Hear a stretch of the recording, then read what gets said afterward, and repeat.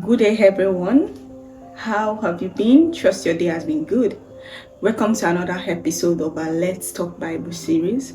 I want to believe the previous episodes have been of blessings to you. Please do well to like, subscribe, and also share with friends and loved ones.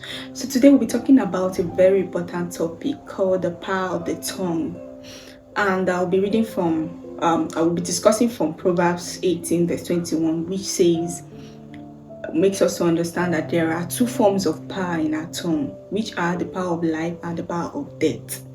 And also makes us to understand that those who love it, we eat its fruits. So if you love life, you eat the fruits of life. If you love death, you eat the fruits of death.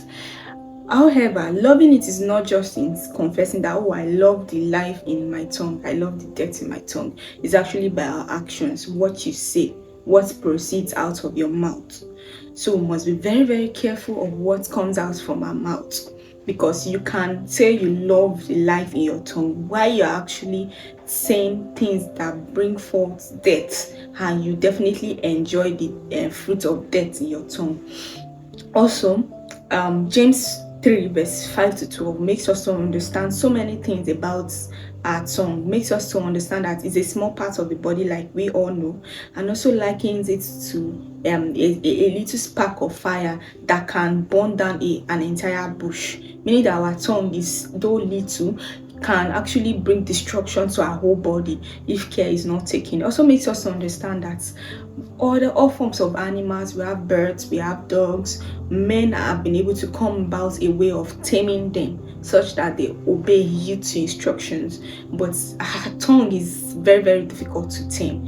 It's even with the scriptures even makes us understand in James that it's impossible for a man to even tame his tongue. Actually, you can't do it by your own will, and the tongue can land you in trouble if care is not taken, and it can also set you free.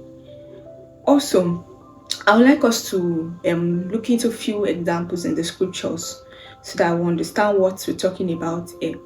When you look at the story of Nabal and King David, David needed his assistance. He has been of help to his men while they were together at a particular location. Now, David now needed his help to provide for them. Maybe they needed something to eat. And if you read through 1 Samuel 25 verse 10, if you see the response Nabal gave to David's men, let me say it in my language, kileju. It's quite funny. You say, who is David? Like, who is David? He kind of insulted David in some ways. He was asking questions like, who runs away from his servants? It wasn't necessary. It wasn't. And if we check ourselves these days, we'll realize that some of us even do this kind of thing, or even more than that. And the consequence of what Nabal did is something that could have wiped out his entire family, if not for the intervention of his wife, who applied wisdom and was able to quickly intercept David before coming to destroy them. She went with some goods, but beyond bringing those goods, David could have said, oh, it's too late, I'm not accepting it. But the way she spoke lightly, was through her tongue, through what she said. So we must learn to use our tongue wisely, so that our tongue will not bring death to even our own body.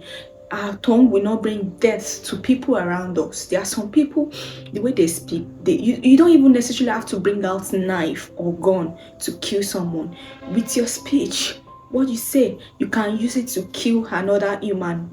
The human can run into depression and could even commit suicide from it. You must be very mindful of what you say. Some people, it's from jokes. When you are joking with other people, you don't know, you can just talk carelessly, or you're trying to gist someone, you tend to exaggerate things because you talk too much. We must learn to bridle our tongue as believers. You must learn to bridle your tongue so that you don't say things that are unnecessary, that could even kill other people, can lead them to depression, or that could even cause you danger. I've seen some people that is from their tongue. They can't control what they say. They leak out secrets about their lives, leak out what God has promised, God's promises to them, and they give the devil an opportunity to strike them. So we must be very, very careful as believers. You don't necessarily have to talk every time. We should learn to breathe at home. And like I mentioned earlier, we can't do this by our strength. We need the help of the Holy Spirit. And it also takes discipline, because sometimes when you want to say something, the Holy Spirit can try to control you and make you to just keep quiet at that point in time. But you feel like, no, if I don't say this thing, they will feel I'm a fool. You just want to talk, you want to show yourself. You can ask for forgiveness at the end. But there's this proverb that says that words are like eggs. Once you say it, it falls. It's not, you can't pack it again. You can just take, for instance, your egg falls on the ground, breaks. You can't use it for anything again. So you must be very careful of what you say. You can say sorry. Sorry will not change what you said already. People will always remember what you tell them. So as believers, we must be very mindful of what we say. So I want you to just take this in mind today and pray it in prayers that